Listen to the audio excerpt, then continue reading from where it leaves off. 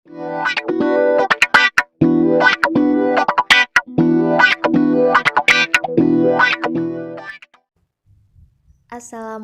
warahmatullahi wabarakatuh. Perkenalkan, nama saya Dwi Anggreni Putri dari kelompok 6 kelas PSIK 3A. Di sini saya mewakili teman-teman saya yaitu Aulga Maisin Rahmasari, Fuadatul Makfiroh, Jumita Sari, serta Linda Nurmaulinda Azahro untuk mempresentasikan hasil diskusi kami mengenai asuhan keperawatan keluarga dengan kasus penyakit menular. Di sini kami mengambil contoh penyakit tuberkulosis atau TBC. Penyakit menular merupakan penyakit infeksi yang disebabkan oleh mikroorganisme seperti virus, bakteri, parasit, atau jamur dan dapat berpindah ke orang lain yang sehat. Infeksi adalah penyakit yang disebabkan oleh mikroba patogen dan bersifat sangat dinamis. Mikroba sebagai makhluk hidup memiliki cara bertahan hidup dengan berkembang biak pada suatu reservoir yang cocok dan mampu mencari reservoir lainnya yang baru dengan cara menyebar atau berpindah. Penyebaran mikroba patogen ini tentunya sangat merugikan bagi orang-orang yang dalam kondisi sehat, lebih-lebih bagi orang yang sedang dalam keadaan sakit. Seperti yang kita ketahui pada umumnya, tuberkulosis atau TBC merupakan penyakit menular yang disebabkan oleh kuman TB atau tuberkulosis yang menyebabkan masalah kesehatan terbesar kedua di dunia setelah HIV. Tuberkulosis ini dapat menyerang tubuh manapun, namun yang tersering dan paling umum adalah infeksi tuberkulosis pada paru-paru. Berikut adalah gejala-gejala tuberkulosis atau TBC. Yang pertama demam atau panas tinggi, yang kedua batuk, yang ketiga nyeri dada, dan yang keempat kurang nafsu makan. Ada beberapa hal yang dapat kita lakukan untuk mencegah tertularnya kita dari tuberkulosis atau TBC. Yang pertama, menghindari tempat keramaian selama beberapa minggu pertama pengobatan hingga tidak lagi menular. Mungkin ini yang sudah pada tahap terkena gejala-gejala ya. Untuk kita yang masih sehat seperti ini, kita dapat menggunakan masker untuk mencegah partikel yang mengandung bakteri tuberkulosis menyebar melalui udara. Kemudian yang ketiga, tutupi mulut saat bersin, batuk, dan juga tertawa. Yang terakhir, tidak membuang dahak atau meludah sembarangan.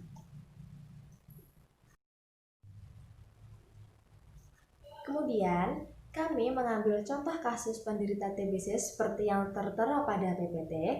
Tuan K 60 tahun, seorang pekerja petani karet datang dengan keluhan batuk tidak berdahak. Untuk seterusnya mohon dibaca sendiri.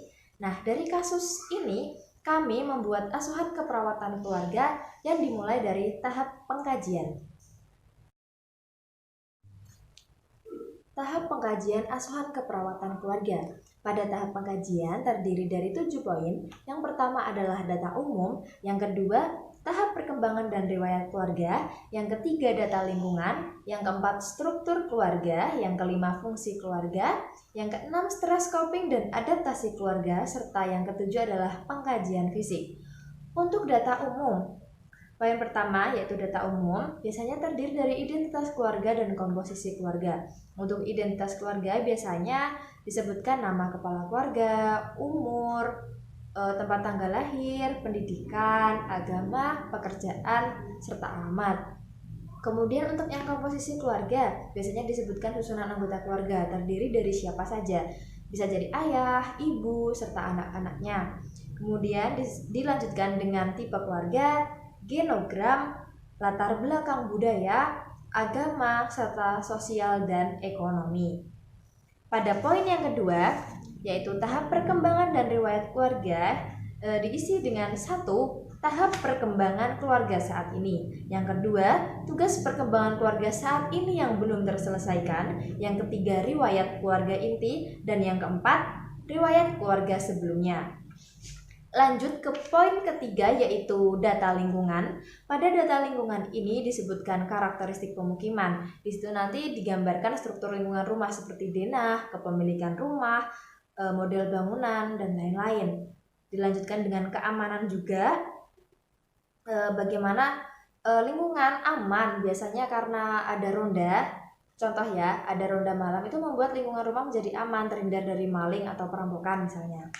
Kemudian dilanjutkan dengan karakteristik lingkungan sekitar, bagaimana tipe lingkungannya, demografi lingkungan, serta lembaga pelayanan.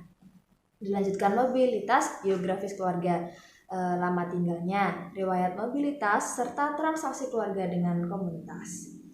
Dilanjutkan dengan poin keempat, yaitu struktur keluarga terdiri dari pola komunikasi. Bagaimana pola komunikasinya selama ini? Dilanjutkan dengan struktur kekuasaan, struktur nilai, serta struktur peran.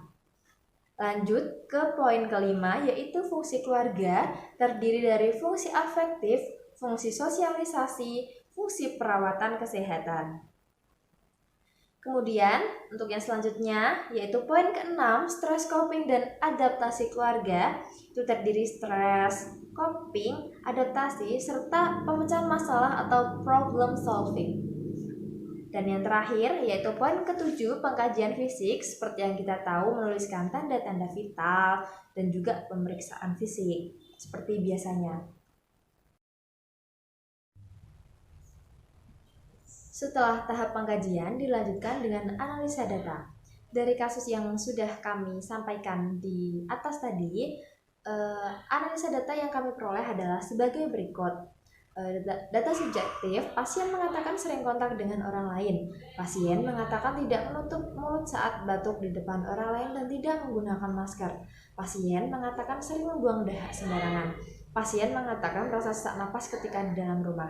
Kemudian data objektifnya, pasien sering batuk di depan orang lain dan tidak menutup mulut saat batuk. Pasien tidak memakai masker. Pasien tampak sesak napas ketika di dalam rumah.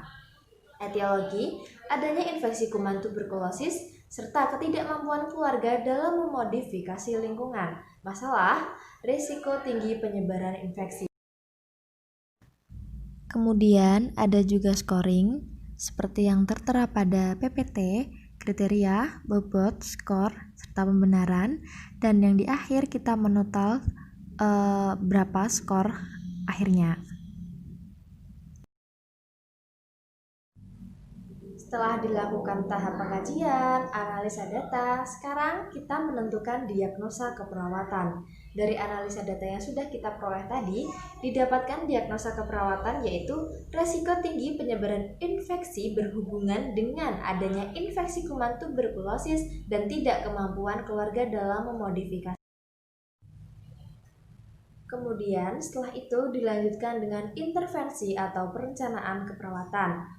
Pada diagnosa, resiko penyebaran infeksi berhubungan dengan adanya infeksi kuman tuberkulosis dan ketidakmampuan keluarga dalam memodifikasi lingkungan, diharapkan setelah dilakukan perawatan 1x24 jam, masalah resiko penyebaran infeksi dapat teratasi dengan kriteria hasil 1. Klien bebas dari tanda dan gejala infeksi. Yang kedua, mendeskripsikan proses penularan penyakit, faktor yang mempengaruhi penularan, serta penata laksanaannya. Untuk intervensi atau perencanaannya, yang pertama, observasi tanda-tanda vital, yang kedua, observasi patologi penyakit dan potensi penyebaran infeksi melalui droplet udara selama batuk, bersin, meludah, bahkan berbicara.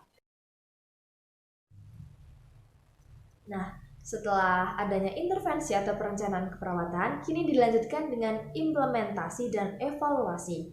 Untuk implementasi atau pelaksanaannya, di sini implementasi pada diagnosa resiko penyebaran infeksi berhubungan dengan adanya infeksi kuman tuberkulosis dan ketidakmampuan keluarga dalam memodifikasi lingkungan dapat dilakukan dengan pertama, mengobservasi tanda-tanda vital. Yang kedua, mengobservasi patologi dan potensi penyebaran infeksi melalui droplet udara selama batuk, bersin, berbicara, dan lain-lain.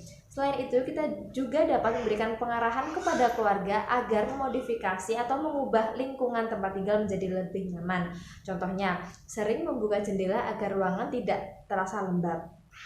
Kemudian, untuk evaluasinya yang terakhir, subjek pasien mengatakan bahwa sudah dapat menutup mulut saat batuk atau bersin. Berarti sudah berhasil apa yang sudah kita implementasikan sebelumnya, yaitu melarang, lebih tepatnya kita memberi pengarahan untuk tidak batuk atau membuang dahak sembarangan, dan alhamdulillahnya pada evaluasi pasien sudah mengatakan bahwa dia dapat menutup mulut saat batuk atau bersin. Kemudian dicantumkan juga TTV yang mulai normal dan objektif dari kami maksudnya, Tuan K sudah dapat membuang dahak ke tempat yang tertutup, menghindari meludah sembarangan, mencuci tangan dengan tepat, dan tidak ada keluarga atau orang terdekat yang mempunyai gejala yang sama. Saya rasa cukup sekian presentasi dari kami kelompok 6. Kurang lebihnya kami mohon maaf. Wabillahi taufiq walhidayah. Wassalamualaikum warahmatullahi wabarakatuh.